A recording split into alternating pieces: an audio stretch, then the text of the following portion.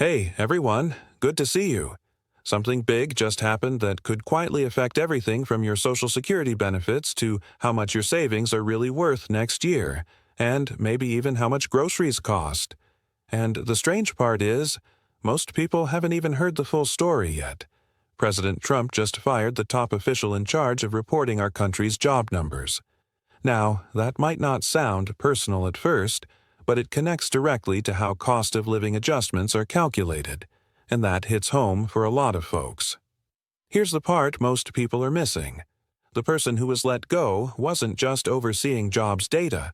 She was also in charge of the inflation numbers that help determine whether your Social Security check goes up and by how much.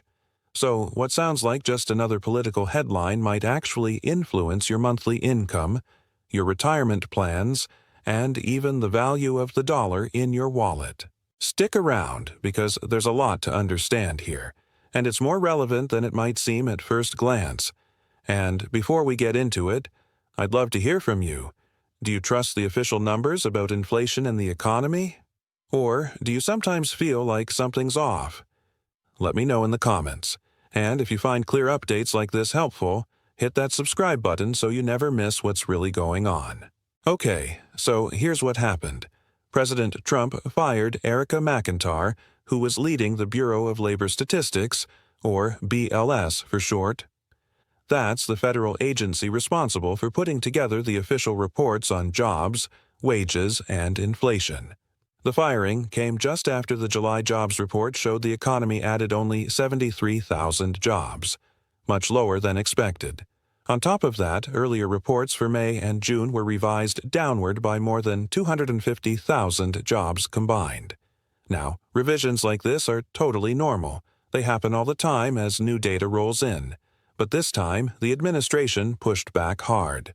President Trump claimed the numbers were rigged and called them fake, even though no actual evidence of wrongdoing was provided. And just like that, McIntyre was removed from her position. This is where things start to get tricky, because the BLS isn't just any agency. It's basically the country's dashboard for understanding the economy. Every time you hear about inflation rates, unemployment, or wage growth, it's all coming from them. These reports help the Federal Reserve decide interest rates, influence how companies plan hiring, and, most importantly for many of us, determine how cost of living adjustments, or COLA, are calculated for Social Security. So, when the person in charge of all that is suddenly replaced, it naturally raises concern, especially because we're only days away from the next Consumer Price Index report, which plays a big role in determining next year's COLA increase. Now, here's where it comes back to you. Let's say inflation is reported a little lower than what you're actually feeling at the grocery store or gas station. That would mean a smaller Social Security increase, even though real prices are going up. And if people begin to feel like the official numbers don't reflect reality, trust in the system starts to crack. That's a big deal, because that trust influences everything from your financial planning to how far your check will go in 2026. To be fair, the new acting head of the BLS, William Wietrowski, is a longtime official who's respected in his field. He's been with the agency for decades, and there's no indication that he's going to manipulate any numbers. But the real issue isn't just about who's running the show, it's about whether people believe the data. These reports don't just guide policy. They shape how people feel about the economy. If the public believes things are getting better, they're more likely to spend and invest. But if they think the numbers are misleading, they might hold back. That kind of hesitation can ripple out in unexpected ways. And there's another layer here worth thinking about. If inflation appears lower on paper than it actually is, the federal government ends up saving money. Social Security payments rise more slowly. Interest payments on national debt can shrink. And while that might look good on the books, it doesn't change the reality most people are living. If your rent is going up and your check isn't keeping pace, it creates a frustrating gap between what's reported and what's real. And that frustration adds up, especially for folks on fixed incomes who rely on those annual COLA increases just to keep up with basic costs. Now, it's also important to remember that the BLS is a serious agency with a staff of over 2,000 people, most of them career professionals. They follow strict methods that have been refined over decades. These aren't people guessing. They're using surveys, formulas, and well-documented methodologies to guide their reports. The commissioner doesn't just make up numbers, they oversee the process, but they don't write the data themselves.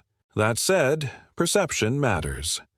Even if the internal process is solid, if the leadership is seen as politically influenced by any party, it can cast doubt over even the most rigorous work.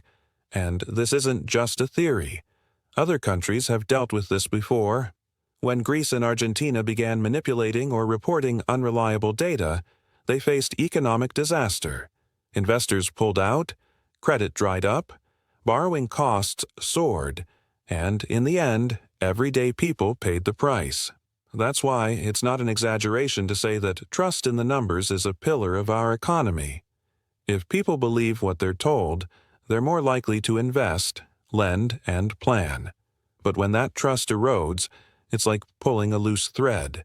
At first, it might seem harmless, but if no one fixes it, the whole system can unravel. So, what should you take away from all this? First, just stay aware. Keep an eye on the next inflation report, especially if you rely on Social Security or are planning your retirement. Ask yourself, does this number match what I'm seeing in real life?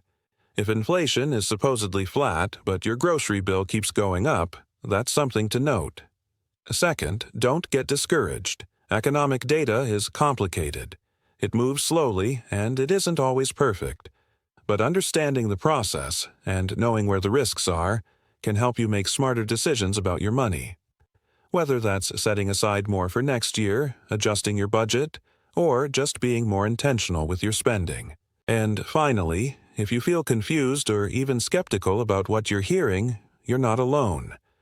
A lot of people are wondering the same thing right now.